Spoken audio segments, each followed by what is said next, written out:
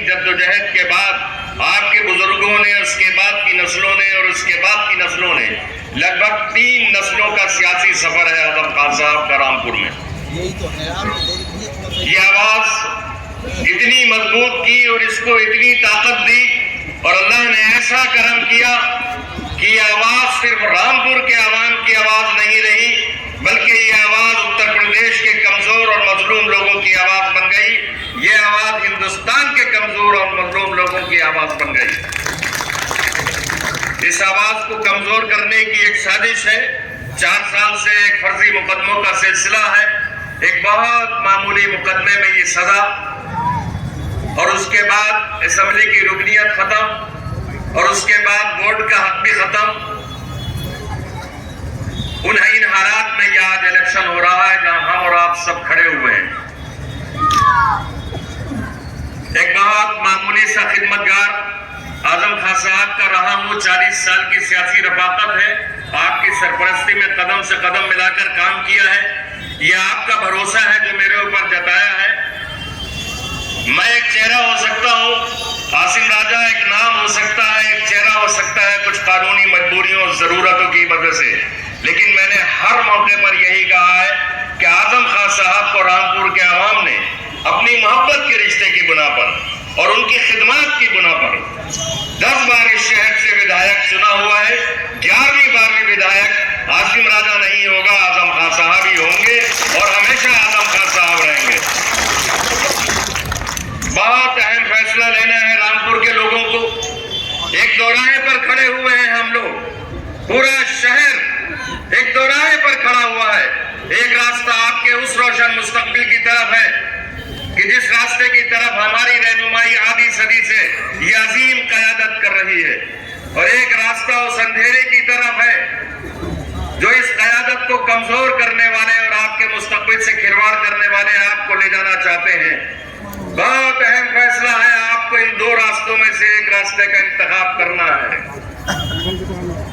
Vote دینا ایک قانونی ذمہ داری ہو سکتی ہے، ایک آئینی حق ہے ہمارا اور آپ کا، لیکن آج جو ماحول پیدا کیا جا رہا ہے اس شہر کے اندر بھی ہمارے اور آپ کے لیے خاص طریقے سے، اور پورے اتر پردیش اور پورے ہندوستان میں جو ماحول پیدا کیا جا رہا ہے، ان حالات کے تحت آج ہمارا اور آپ کا ووٹ دینا صرف ایک قانونی اور آئینی ذمہ داری ہی نہیں ہے، بلکہ ایک مذہبی ذمہ داری بن گئی ہے جس کو ہمیں پورا کرنا ہے۔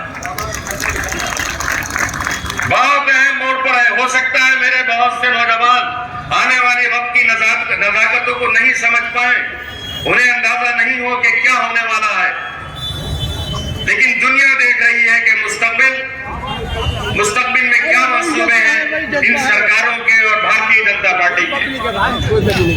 بہت اہم فیصلہ لینا ہے۔ آپ کا ووٹ زبیر مسعود صاحب نے بہت تفصیل کے ساتھ بتایا اس سلسلے میں، بہت قیمتی ووٹ ہے۔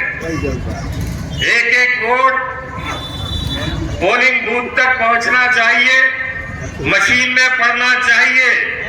کوئی مرد، کوئی خاتون، کوئی نوجوان اپنے گھر میں نہیں رہنا چاہیے، اور اگر یقیناً یہ شہر باہمت لوگوں کا ہے۔ اعظم خان صاحب کی لڑائی جس ماحول میں شروع ہوئی تھی اور جو طاقت اس وقت غالب تھی یہاں رامپور کے اندر، جن کے ہاتھوں میں یہاں کی سیاست تھی، وہ بھی آج کی طاقتوں سے کم خطرناک طاقتیں نہیں تھی۔ وہ پرانی طاقتیں جنہوں نے پورے شہر کو اندھیرے میں رکھا تھا اور غلام بنا کے رکھا تھا، اعظم خان صاحب نے اس غلامی سے چھٹکارا دیا۔ آج ایک نئی طاقت آپ کو غلام بنانے کی طرف لے جا رہی ہے، اور افسوس کی بات یہ ہے، آنکھیں کھولنے کی بات ہے کہ نئی طاقت جو آپ کو غلام بنانے کی طرف لے جانا چاہتی ہے، اور جو پرانی طاقتیں جنہوں نے غلام بنا کے رکھا تھا، آج دونوں طاقتیں ایک ہو کر آپ کو اپنے ماضی کی طرف لے جانا چاہتی ہیں اور روشن مستقبل سے محروم کر دینا چاہتی ہیں۔ آئیے اتحاد کا مظاہرہ کیجیے، ایک ایک ووٹ کی قیمت کو سمجھیے۔ ہمارے مخالف کا نعرہ ہمیشہ یہ رہا ہے کہ پہلے متدان بعد کو جلبان، اور وہ یہ کرتے ہیں ایسا، اور ہمیں بھی ایسا کرنا چاہیے۔ لیکن اگر آپ کے لیے جلپان ضروری ہے تو بس صبح کی چائے پی کے آپ کے سب کے لیے، پورے گھروں کے لیے، گھر کے ایک ایک فرد کے لیے پہلا کام یہ ہونا چاہیے کہ آپ کو ووٹ ڈالنا ہے. آپ کے ووٹ کی طاقت اس قیادت کو مضبوط کرے گی اور جو نقصان اب تک پہنچایا گیا ہے اس کا بدلہ بھی لے گی اور آئندہ کے لیے حفاظت کا ایک مضبوط پیغام بھی ہوگی اور اس شہر کی اس قوم کی حفاظت کا ایک مضبوط پیغام ہوگی. بس مجھے یہی گزارش کرنا تھی. قائد محترم کو سننے کے لیے آپ یقیناً بیتاب ہیں, آپ ان کو سننے کے لیے بیتاب ہیں. میں پھر آپ سے یہی گزارش کروں گا کہ اپنے ایک ایک ووٹ کی قیمت سمجھ کر اپنی فیملی کو ساتھ لے کے جائیں اور اپنے اس قانونی حق کا, جو میری نظر میں اس خانہ خدا کے نیچے کہہ رہا ہوں کہ میری نظر میں اب یہاں کے لوگوں کی یہ مذہبی ذمہ داری بن گئی ہے موجودہ حالات میں کہ اپنے ایک ایک ووٹ کا استعمال کریں. 5 دسمبر کو گھر سے نکلیں اور رامپور میں ایک نئے انقلاب کی تاریخ رقم کر دیں انشاءاللہ.